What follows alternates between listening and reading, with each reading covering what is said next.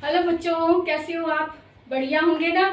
मौज भी कर रहे हैं और पढ़ाई भी कर रहे हैं, मस्ती भी है और बारिश का आनंद भी लिया जा रहा है। बिल्कुल। तो आज मैं आपके लिए एक टॉपिक लेकर आई हूँ जो है शब्द निर्माण। कि शब्द निर्माण कैसे होता है, शब्द में हम क्या जोड़ते हैं कि शब्द का अर्थ बदल जाता है, क्या हटा देने से शब्द का अर्थ परिवर्तित हो जाता है। तो इस तरह से शब्द परिवर्तन या शब्द निर्माण कैसे होता है, आज इस बारे में बात करेंगे, चर्चा करेंगे। तो चलो शुरू करते हैं आज की क्लास अरुणा कालिया के साथ।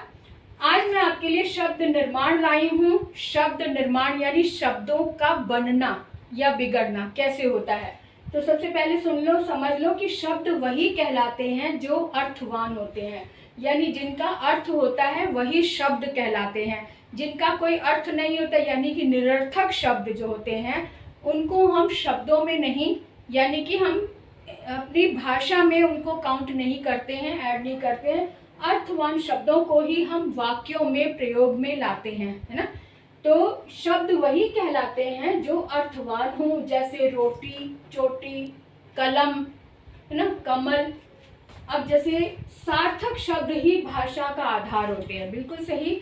सार्थक शब्दों का जब हम प्रयोग करते हैं तब सार्थक शब्दों से जो अर्थ निकल कर आता है उसी से हम समझ पाते हैं ना कि सामने वाला क्या बात कर रहा है।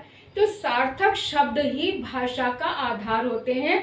ये एक पक्की बात है, इसे आप अपनी समझ में ऐड कर लो कि सार्थक शब्द यानी अर्थ वाले शब्द ही भाषा का आधार होते हैं ना। सार्थक शब्द किसी ना किसी भाव या विचार से जुड़े होते हैं। बिल्कुल सही। अब जैसे यहाँ पे रोटी चोटी लिखा, रोटी शब्द लिया तो इसको, रोटी को देखते ही हमारे मन में क्या भाव आया कि रोटी है जो आटे की बनी हुई है और रोटी को खाने से भूख मिट जाती है।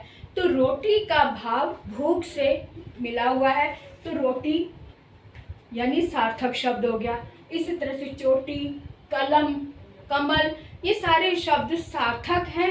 इनके इमेज, इनका नाम लेते ही हमारे दिमाग में एक इमेज तैयार हो जाती है, एक आकृति तैयार हो जाती है और उससे रिलेटेड सारे कार्य भी उसमें जुड़ते हुए से नजर आते हैं। जैसे कलम देख लो, कलम, पेन या पेंसिल। तो कलम का नाम लेते ही हमारे दिमाग में आ जाता है कि कुछ रचना, सृजन करना, कविता, निबंध लिखना, लेख, ये सारी चीजें उसमें आ जाती हैं।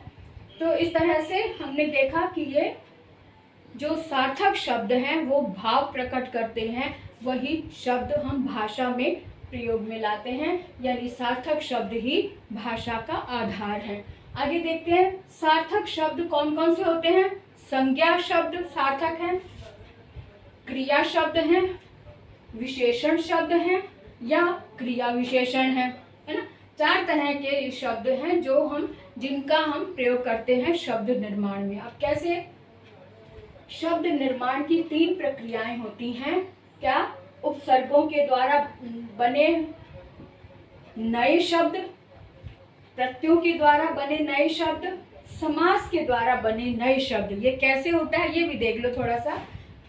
उपसर्गों के द्वारा बने नए शब्द, जैसे मूल शब्द हमने ले लिया आदर, मूल शब्द है और सा उपसर्ग लग गया, स और आ सादर। और अगर हम कहें सा की जगह अगर हम कहें निर, आदर में निर उपसर्ग लगा दिया, ये वाला निर, तो क्या बन गया? निरादर। र में हलंत हट जाएगा और र का आ इसमें मात्रा बनकर आ गया, तो ये निरादर शब्द बन गया। अब जब निर का मतलब नहीं है तो ये आदर का विलोम बन गया निरादर। और जब अगर हमने स लगा दिया, स का मतलब है कि सकारात्मक, यानी कि हामी, अच्छाई में आने वाला जो शब्द है, तो ये सादर यानी सादर सहित बन गया। तो दोनों शब्दों में देखो निर्माण क्या हुआ, ये सादर बना, सादर सहित यानी आदर सहित, और यहाँ निरादर यानी अपमान।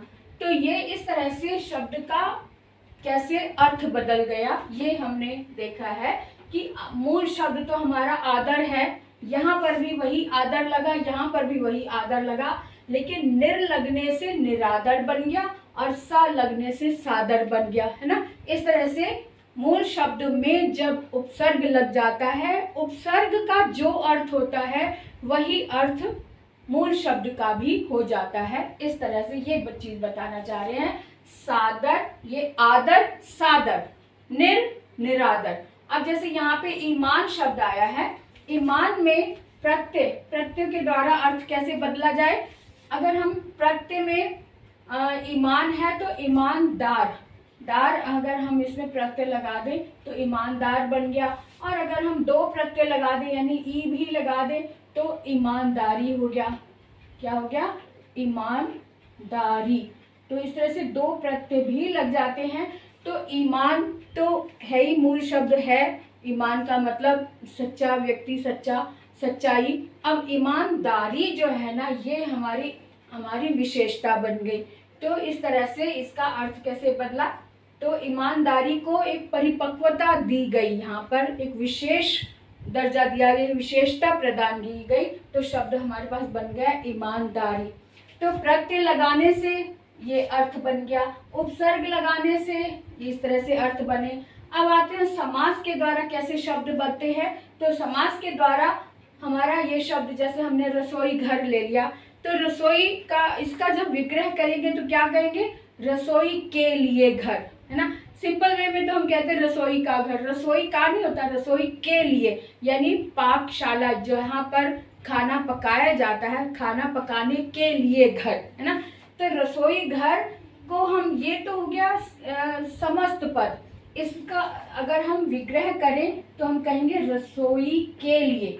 अब रसोई के लिए जो है ना, ये के लिए जो है ये इसका चिन्ह है, ये कारक चिन्ह है।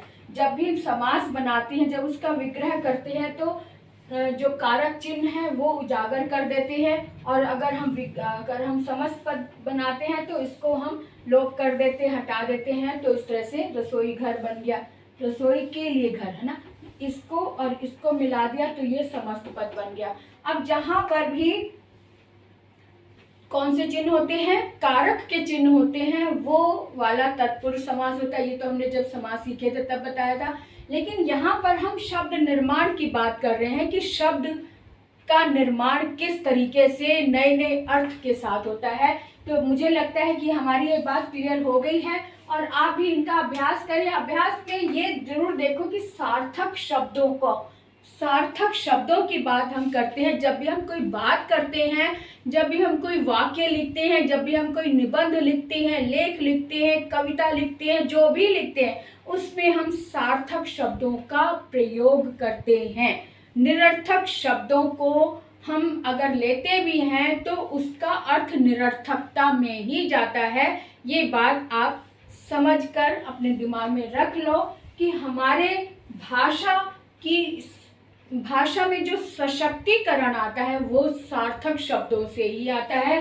तो आप इसको समझ लें और इसको ध्यान से पढ़ें और मुझे ज़रूर बताएं कि आपको आज का वीडियो कैसा लगा। और अगर आप कुछ और भी चाहते हैं, और भी कुछ सुनना चाहते हैं, समझना चाहते हैं, कोई और टॉपिक जो आपने अभी तक नहीं सीखा और मैंने अभी तक नहीं बताया, मुझे ज़रूर बताएं ताकि मैं आपके लिए आपकी पसंद का टॉपिक लेकर आऊँ। और जल्दी से लाइक भी कर दो, कमेंट भी कर दो और अपने दोस्तों को शेयर भी कर दो, ठीक है।